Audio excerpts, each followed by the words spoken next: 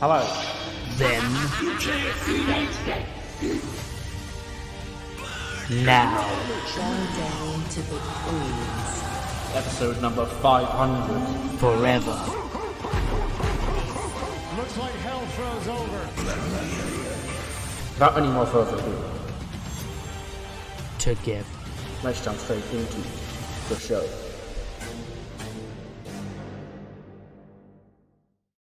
Well, hello, bro. Welcome to the Connell TEW YouTube channel, bro. Now, unfortunately, bro, today, your usual host, and as well as Paul Levesque, bro, are not present at tonight's extremely cool wrestling show, bro. But this is... Hold on, bro. Let me check the script here, bro. Episode 2 of the TEW IX Challenge Run, bro. Tonight, bro, is the first episode of Extremely Cool Wrestling on the new show, bro. Plus, we have a championship match, bro, as Florence, the champion, defends against Naomi, Joman defend against Cedric Alexander, and Mustafa Ali, bro. And we have a huge announcement, bro. Plus, our planned main event is Austin Theory, my guy, the finished article, teaming with the ECW Internet Champion Matt Cardona and his friend Kurt Hawkins against the New Breed, who just so happened to not be here, bro. So God knows what I'm gonna do for that main event, bro. Without any more further ado, let's jump straight into the show, bro. A massacre is coming. Now, as much as I would love to keep that bit up the entire way through, I don't really think that I can, because I need to step in and actually explain some shit on this show, and I can't trust Russo to do it.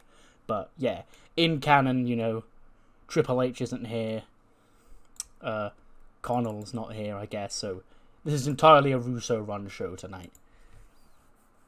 And he comes out and cuts an awful 10-minute angle, thanks game, and he goes, bro, so, at Money in the Bank, bro, it was a bit of a bad night to be extremely cool wrestling, bro. You see, my guys came up short in all 3 of those Money in the Bank qualifiers, bro. What do you mean 2 SmackDown guys run, bro?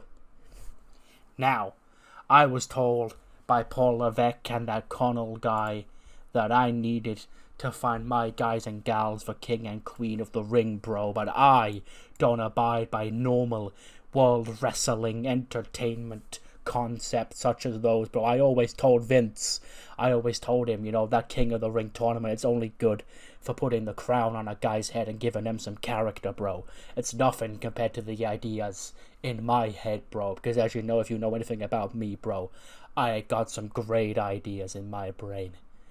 And tonight, I'm gonna resurrect perhaps one of my greatest, bro, to crown our new #1 contender for King of the Ring pay-per-view, bro, where that scumbag Jey Uso, who's somehow still the ECW champion, bro, defends his championship. We are gonna hold my prize possession, the Fight for the Right tournament, bro. Now, for those of you who don't know, you weren't watching Peak Wrestling back in the year 2006, bro, I'm gonna inform you all of the rules of this novel concept concocted from my brain, bro. First of all, we are gonna pick 16 of our guys, bro. I don't like most of them, but we've got 16 of our guys here, bro. They're gonna rush down to this ring, and we are gonna have the first ever in WWE reverse battle royal, bro. Now what you're thinking, Vince Russo, you handsome old genius, you, what's a reverse battle royal, bro? Well, 16 wrestlers are gonna compete for the chance to climb over the top rope and into the ring, bro. But here's the kicker, bro. The first 7 wrestlers who do that, bro, will qualify, and the other however many, I can't do the math, bro. I'm a wrestling booker, I'm not a mathematician, bro.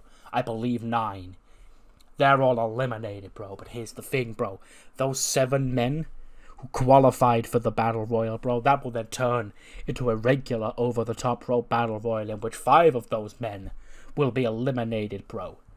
And then when there's 2 men left standing, it will turn into a one-on-one singles match, bro. And whoever wins that singles match earns the right to advance to stage 3 of the Fight for the Right tournament, bro. The 6 people in the Battle Royal who qualified but did not win the Battle Royal will go into a single elimination tournament with the brackets being decided by your elimination order. So if you came second in the Battle Royal, you'll wrestle number 6. If you get your seed number 1, you wrestle number 6. Seed number 2, wrestle seed number 5. Seed number 3, wrestle seed number 4. You get that, bro. And then whoever wins that tournament will have that hold that next week. The entire tournament held next week, bro.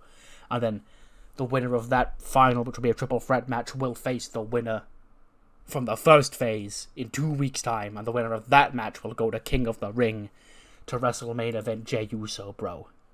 Thank me later, bro. It's time to fight for the right. Okay, so, I literally have the Fight for the Right tournament Wikipedia page opened up in front of me, okay? So, this is the official... I'm reading this verbatim from Wikipedia. The inaugural Fight for the Right tournament consisted of 3 stages. The first stage of the tournament was a reverse battle royal with 3 parts. The first part had all 18 participants start outside of the ring and fend off opponents in an attempt to get into the ring.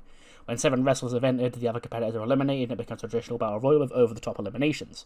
When all but 2 are eliminated, it becomes a singles match, the winner of which advances directly to the final 3rd stage of the tournament. Stage 2 consists of a single elimination tournament consisting of the 6 wrestlers eliminated in the second part of Stage 1. The pairings were determined by their order of elimination in the first stage. The first round featured singles matches, and the final was a triple threat match. The winner of the tournament is then decided in the tournament final, a singles match between the winner of stages 1 and 2. Did you get all that? You confused? Yes? Good. Well, I think I've just about got the hang of it. Russo brain, everybody. I had to do a reverse battle royal because when I had Russo around, because, that's the magnum opus of great Russo ideas. So here we are. So, ladies and gentlemen, please get set for the first reverse battle royal in WWE history. Run and hide. Run and hide. Run and hide. Holy shit, it gets an 84. The crowd is the game says the crowd heat at the end of this is unclear, and yeah, I get it. Yeah. So, our participants in this match are Adam Cole, Aleister Black, Ashanti the Adonis, Brody King, Cesaro, Dolph Ziggler, Dudley Davis, Joe Gacy, Karrion Kross, Minoru Suzuki, Pistolero, Shinsuke Nakamura, Bottom Dollar, Warden, Zarnquin, and ZSJ. And, yeah, so the first man to make his way into the ring is Adam Cole, baby. Adam Cole gets in. From the Paragon, of course. We then see ZSJ gets in, Dudley, and, yeah, Dolph Ziggler also gets in. Actually, no, Dolph Ziggler doesn't get in yet. We've got the Paragon boys in the house, the 2 members of the House of Black brawling on the outside. And Adam Cole's like telling you, dump those guys out and I'll fend off. As people try and get into the ring that aren't members of the Paragon, Adam Cole's knocking them off the apron. Like, obviously the plan is for Cesaro and Dolph to beat up Aleister and Brody King to, get into the ring. And then Top Dollar gets onto the ropes. Adam Cole super kicks him, but he flops over the top and into the ring. So Top Dollar, that does qualify for the next round. And then, we get a Warden. He goes to powerbomb somebody. And he powerbombs them onto a massive group of people. But Adam Cole, he super kicks Warden. He low blows him. He knocks him off the apron. And then the final 2 men to get in are Brody King and Dolph Ziggler. Obviously countering out Aleister and Cesaro, respectively. So yeah, the 7 men in the over-the-top rope portion of the Battle Royal are Adam Cole, ZSJ, Dudley Davis, Top Dollar, Shinsuke Nakamura. I don't know if I said him, but he's there. Dolph Ziggler and Brody King. So then the first of those to get eliminated is Dudley. ZSJ tosses Dudley Dickhead over the top. And then Top Dollar shocks the world. He eliminates ZSJ before he's then eliminated.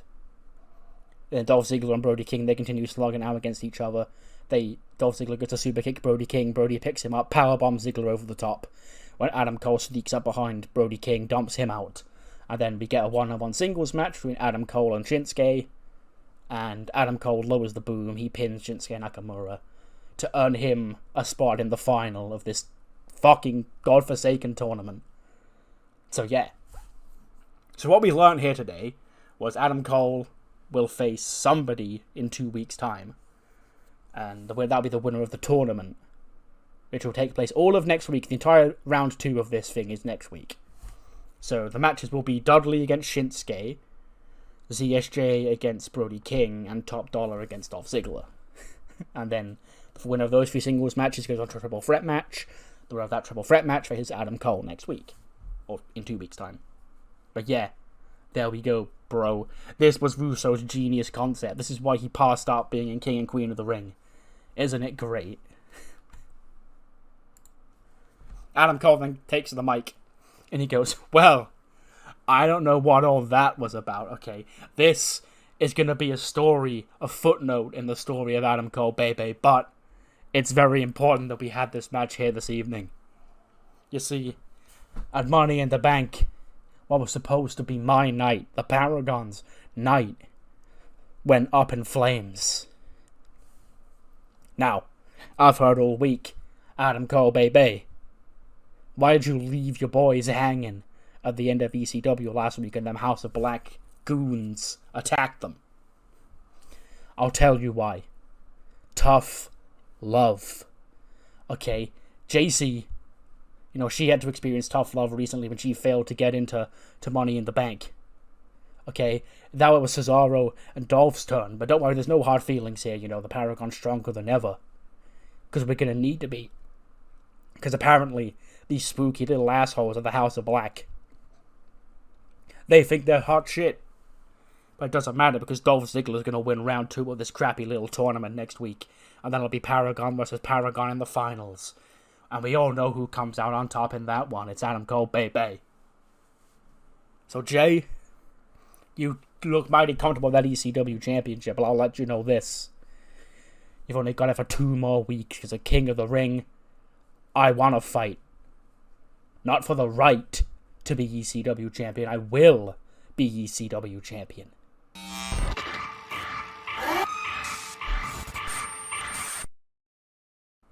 Holy shit. So basically, I just did this because I wanted to flex how many people you can have on screen in angles. After the ad break, Russo is backstage, but he's reacting to, the weird little fucking cryptic, spooky thing that happened earlier on tonight. And he goes, I don't even know who I can trust in here, bro. Okay? And he goes through the entire ECW roster, and he just goes, anybody who's with me, bro, I can't trust any of you people. Does any of you people know who's doing this crap, okay? Because I thought it was that Connell guy, and I thought it was Paul Levesque, but they ain't here tonight through means outside of my control, bro. So it's one of you people here who's doing this, bro. And I'm gonna find out who it is. So all of you can get your ass out of my ring. Okay, go. And he kicks out basically every single, babyface, tweener, sort of unless, they're wrestling. Florence and Naomi, of course, are still in here, as well as Joman and Cedric and Ali. But, the rest of the roster just get booted out. And he goes, and if any of you can find Hook and those damn Dudleys, bro, do let me know. Because they got a main event they need to be a part of, bro. 70 rating, okay. Just a quick little match. Liv Morgan defeats Indy Hartwell with the Oblivion in 5:41. 75 for Liv, 59 for Indy. And after the match, Sasha Banks comes out onto the stage. She goes, Liv, poor little Liv. Look at Liv go, ladies and gentlemen. You all love Liv. Liv's great. Now, Liv, I don't understand why you're so hostile with me. I've merely told you to stay out of my way. But you can't seem to do that. And then you had Sonya stepping into my way. Do they not know who the hell I am? I'm a bigger star than either of you two will ever be. Okay, you may both be champions, but I'm a multi-time champion. I'm a damn Disney star. I am the CEO of this place. You're just a flash in the pan pretty white girl who comes into this place, has the crowd drooling all over you, and they move you on for the next one. So Liv, the clock's ticking. The spot on the shelf over there is waiting for you. Liv slaps Sasha in the face. They start brawling. Sasha gets the upper hand on Liv. When Sonya Deville rushes out when she also tries to fight Sasha Banks, Sasha's now getting attacked 2-on-1. When Indy Hartwell pulls Sonya Deville off Sasha, she throws her to the floor, hits her with a big boot. And Sasha sort of looks at Indy, confused. Indy then boots Liv in the face as Sasha holds her there. She orders Indy to pick Liv's body up. She hits the bank statement. No, the pinfall finisher, not the bank statement. She hits that on Liv and then on Sonya again. She dusts off her hands. And then Indy even, raises the arm of her CEO. She's been lost for a while, Indy. She had the thing with Persia Pirotta going. Then Persia got pregnant, so that got canned. So, why not just go back, okay? Indy sort of leaving Sasha for no reason and doing nothing is a fumble. But also, Indy Hartwell, my opinions on her have changed since I did that breakup. So, yeah, she can just go back. There was nothing wrong with her being Sasha's lackey. So, huzzah, we're resetting her. Russo's backstage. He's sitting in his office. He goes, finally, some peace of quiet now. All those bad eggs are off my roster, bro. When Solo and the Tongans walk in. And Solo goes, Russo. He goes, yes, Solo, bro. He goes, we need to talk. You have not been holding up your end of the bargain as the general manager recently. Now, what we said, when Tama and Tonga said that you were coming here, they said they had a reason for you to be here. And the way you're going, you ain't going to be here for much longer. Buck your ideas up, or we'll make you. He goes, I'm sorry, bro. Now, I'm sort of struggling here tonight. I'm trying to find out, who it is behind all these spooky messages I've been seeing recently, bro. So, I'm sort of very stressed tonight, bro. I've got a shoulder run. My planned main event isn't here, bro. It reminds me of Hogan back in the day, and Bischoff and all those nightmares, bro. And Solo just goes, well, figure it out. Because we're leaving. Fuso just goes, okay, so I guess it's not you, bro. We see Joe Hendry come out to the ring, ECW Tag Team Champion. He's waving his hands from side to side. The staff for Ali and Hendry come out. Ali's got a mic. And he goes, Joe, look at you. These people love you, You've been the main light here tonight on this abysmal episode of ECW. And I'm about to give these people a real memorable moment, something they'll never ever forget, the night when Mustafa Ali and Cedric Alexander regained those ECW Tag Team Champions. But I can't help but notice, where's old Braun at? Okay, did Russo boot him out when he was doing clearance for the locker room? Or did something else happen to Braun? He pulls a pipe out of his jacket pocket, the inside of his jacket. Then we cut backstage, we see Braun there, holding his knee in pain. Screaming in pain. And Ali goes, well, doesn't look like Braun's gonna make it. You may have been no brains and brawn, but without your brawn, you sure don't look like you've got much brains. And Hendry goes, you think that's gonna stop me, Ali? I'll take you both on 2-on-1 right now. With my championships on the line, our championships on the line. So yeah, they get the match. They wrestle at 2-on-1. And, Cedric and Ali, in a handicap match, do of course have the upper hand over Joe Hendry. They're about to put him away. Braun hobbles out on one leg. And he does get the tag in. Ali, he tries to run away. Cedric, though, was off the apron. He goes to tag out. He goes, Cedric, get up! But he's been taken out on the... I imagine the situation is, when Braun comes out on one leg, he does the charge around the ring. He bulldozes through Cedric Alexander, and then when he runs round to the other side of the ring, he gets up on the apron and he starts slamming on the steps looking for a tag. So then when Braun comes in, he's face-to-face with Ali. Ali goes to tag out. He realizes Cedric's not there. He's got nowhere to run. Braun scoops him up. He hits the power slam. And Joman retain. Apparently Joman now have zero chemistry as partners. Great. Okay. That's new. I'll fix that because that's bullshit. If there's new chemistry notes that are in this game because it's technically a new save, I'll roll with them. But, 4 teams I've made that didn't have them in the past, obviously I'm just going to fix that to be neutral because they were neutral on the last game. So, yeah, it's fine. Don't worry about that. 75 for Cedric, 87 for Ali, 55 for Henry, 50 for Braun with limited involvement. And yes, crisis is averted. Joman are still ECW Tag Team Champions. We then see Russo. He's panicking around. He goes, it's me, bro. It's Russo. Vince Russo, bro. Your boss. Okay? And I'm letting you know right now, Hook, if you don't show up here, the fine you're going to receive, bro. Your daddy ain't going to be able to pay it off, bro. And he hangs up, obviously leaving a voicemail to Hook. And Kelly Kincaid or something goes, Vince, it's been a very stressful evening for you tonight. And he goes, do you think? What do you want, bro? What do you want?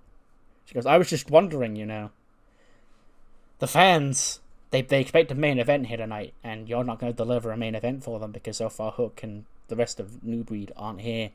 Jey Uso's not here. We do have a women's championship match, but that's coming up next. She goes, oh, you know what, bro? What was your name, Kelly? Who asked you to come see me, bro? Get out of here. You can go home too, bro.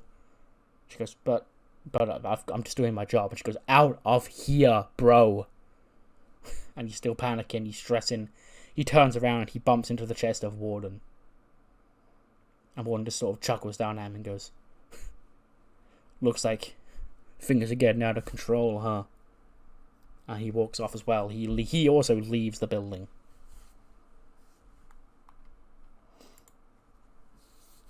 We then cut to this. Something actually not Russo related on this show. It's a sit-down interview Nigel McGuinness has with Jimmy Uso. And he goes, Jimmy, last week you made your return to ECW. You qualified for Money in the Bank and you came up short on that night, but you've had a rough time of things with your family recently, and I was just wondering, take this time to see what's on your mind. And Jimmy goes, Nigel, I've had a lot of emotions over the past 3 months. From February onwards, you think I wanted to kick Jay in the face? No. I had to kick Jay in the face. I was doing what I thought was best for Jay and what I thought was best for the family. 'Cause Roman, you saw what that championship did to him, We saw what being the tribal chief did to him. And I was worried that if Jay won it was going to do the same thing to Jay. And then in my greed, I guess I sort of wanted that power for myself because I was jealous of Jay's success. But then I wrestled Jay for that championship. And I lost. And I looked across the wind from my twin brother. It's like seeing myself on the other side of that ring, Nigel. And that's when it hit me. My brother Jay, my flesh and blood, he's a real one, Oos. He won't gonna be like Roman. Jay won't gonna be a narcissistic, evil dictator tribal chief. Jay was gonna be Jay. And you can't corrupt Jay. 'Cause Jay, he's special, Oos. I understand that maybe Jay, he ain't gonna be quick to forgive me. 'Cause what I did I deserve to not be forgiven, Us. So that's why I came back. I came back for Money in the Bank, Us. Not so I could cash in on Jay, nah, Us. I was there in case Jay fell. In case Warden pinned Austin Theory and became champion, Us. I wanted to be there for my brother, Us. Because I see it. I've been away from here for 3 months. I see him carrying this place. He ain't nothing like Roman. He's the brother that I wanna be. He's the man I wanna stand side by side with on War. Roman ain't around anymore. I don't know if or when he's gonna be back, Us. But if he does, I want the Usos to be there. And most importantly, there's somebody else I want to stop, Us. And that ain't Jay. That's Warden.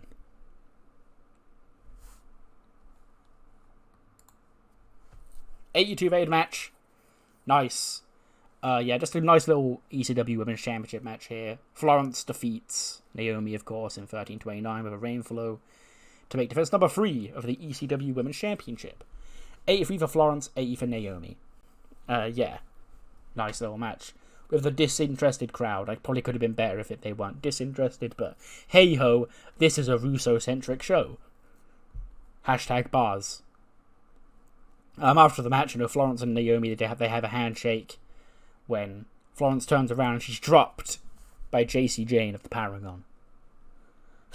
And JC, she celebrates, she starts screaming, she goes, "Whoa!" when she drops Florence with a kick. And she looks down on the floor, she looks at the ECW Women's Championship. And she picks it up and she scurries her way to the back. With Florence's title under her shoulder. And then, we cut to commercial, we come back, JC's rushing through the parking lot, she finds Adam Cole. Adam goes, "JC, where have you been?" I was just getting this. Okay, I kicked her head off, Adam, I kicked her head off really good, are you proud of me now? And Adam Cole sort of smiles, he goes, "You damn son of a bitch. You know what this means, right? Paragon's gonna win 2 championships. Now get in." They sort of get into a car and they drive off somewhere. And then we see Florence and Blair Davenport running after them and they catch up to where the car was before the car drove off. And Florence is just there angrily shaking her head. And Blair goes, What are you gonna do something, huh? We've got to follow them." And Florence goes, "Let her have it. Rising to her level, that's what she wants. I know it's what you want too, Blair, but let her think she's won. Because she's got to come back here next week. And I'll let her know that she hasn't. You don't just get to do that and get away with it. She can enjoy them 7 days with that championship. Because they'll be the only 7 days she ever has with it." And then, but Florence and Blair do leave anyway. They don't go back into the arena, they do leave. We see them walk off. Next week, as announced earlier on tonight, we're going to have round 2 of the Fight for the Right tournament. It's going to be, seeds 1 versus 6, 2 versus 5, and 3 versus 4. That being Shinsuke Nakamura against Dudley Davis, CSJ against Brody King, and Top Dollar versus Dolph Ziggler. The winners of those matches will go on to a triple threat match in the main event, and then the winner of that will face Adam Cole the following week, and the winner of that will go to King of the Ring to wrestle main event Jey Uso for the ECW Championship. We then head backstage. Theory, Kurt Hawkins, and Matt Cardona are in their gear in Gorilla when Russo, Gorilla's empty, because Triple H and yours truly aren't there this week. So it's just them 3 and Russo with a bunch of headsets just sat on the desk, maybe 1 or 2 security hands. And then Theory goes, "Hey Vince," and he goes, I know bro, it's not good, bro, your opponents, they aren't here tonight. Maybe last week when they went off with that fat ass Kevin Owens and the rest of those bad eggs, bro. They made their bed now, bro. It's time for them to lay in it. You 3 can have the night off, bro. This damn show, this damn roster doesn't deserve a main event. It doesn't deserve you guys, bro. I'm the main event, bro, and I'm going to that ring and I'm gonna lay the law down on this show, bro. And then Russo goes through the curtain out to the ring. Russo cuts a promo. And he goes, "So, bro, I understand that you people here were excited to see the future of professional wrestling, Austin Theory, the finished article, as well as the internet champion, the face and king of Extreme, Matt Cardona, and his best friend Kurt Hawkins, but you won't get to see them tonight, bro, and you know whose damn fault it is, bro? It ain't the fault of bro. It ain't the fault of Austin, or Matt, or Kurt, bro. This is all because of that fat son of a bitch Kevin Owens, and that Kyle O'Reilly, and Sheamus, and Rey Mysterio Jr., bro, and Paul Levesque, and Connell TEW, and all those people back there, bro, that don't understand art, bro. The way I've run this show, bro, it's been revolutionary. You ain't never seen ECW like it, bro. I saw the comments, bro. A bunch of you thought ECW fell off before I got here, bro. You were bored of just seeing wrestling matches with the same boring ass roster, bro. So I come here and I liven it up off the request of a highly influential member of the WWE Board of Directors, bro. And how do you repay me? You tune out, bro. The whole roster decides to start a strike against me, bro. And that ain't a work, bro. Those people really don't work here anymore, bro. That's a shoot, bro. And now, I'm going insane. I come to work. I'm trying to deal with the most egotistical group of wrestlers I've ever had to deal with. And that says a lot because I worked with Eric Bischoff and Hulk Hogan in their primes, bro. You don't get a main event here, bro. And if you want to blame anybody, bro, don't blame me. Blame your favorite wrestlers back there. The same wrestlers who packed their bags and walked their ass down the hallway and out the front door tonight, bro. Because I made my stance clear. You're either with me or against me, bro. Because I ain't going nowhere, bro. This show dies with me, bro. And there ain't nothing you or Kevin Owens or Paul Levesque or those spooky glitches can do about it, bro.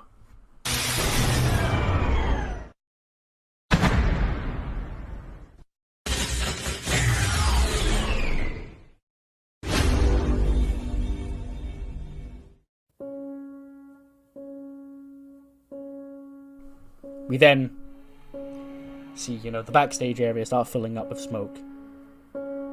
A door opens on the stage, and out walks Susie.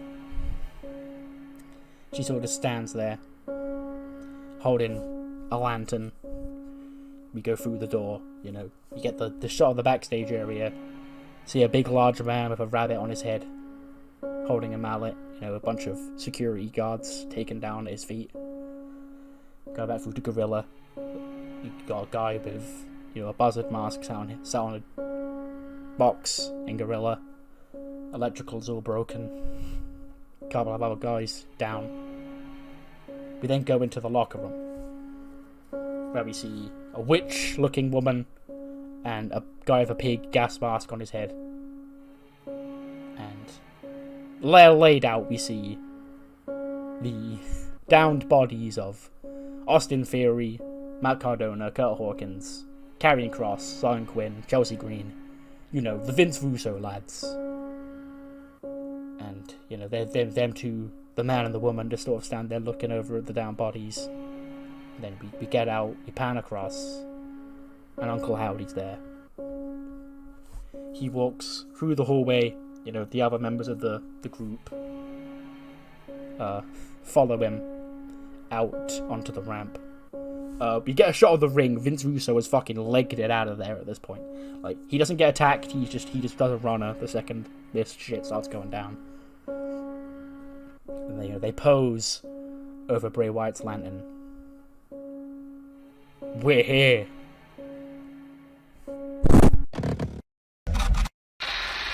It's about time. The Wyatts got even.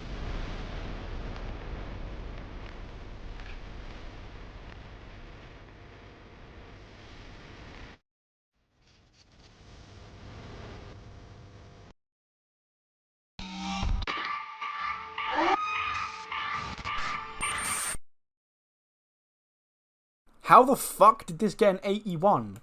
I mean, I'm not going to complain, obviously, but like... And how did I not get dinged for having Russo on the show too much? Oh, well, that's the perfect, the perfect thing, We got to do Russo all over the show, and it didn't really damage it that much. But what matters more is what you thought of the show. Do let me know what you thought in the comments. We will see you next week. Run and hide. Run and hide.